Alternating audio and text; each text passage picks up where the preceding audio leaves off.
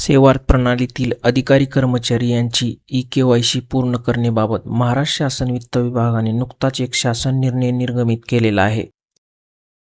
म्हणजेच प्रत्येक अधिकारी कर्मचारी यांचे सॅलरी बँक अकाउंट आधारशी लिंक असणे आवश्यक असणार आहे.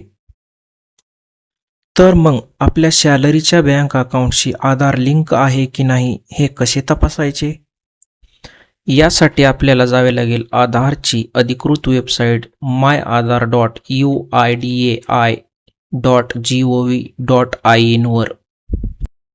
या वेबसाईटवर गेल्यावर येथे उपलब्ध असलेल्या ऑप्शनपैकी बँक सीडिंग स्टेटस हा पर्याय निवडावा.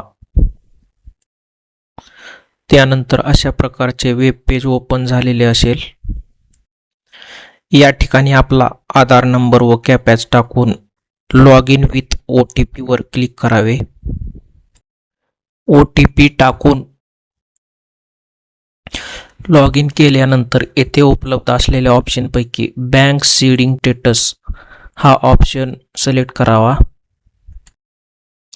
या ठिकाणी आपले कोणते बँक खाते आधारशी लिंक आहे हे दिसून येईल.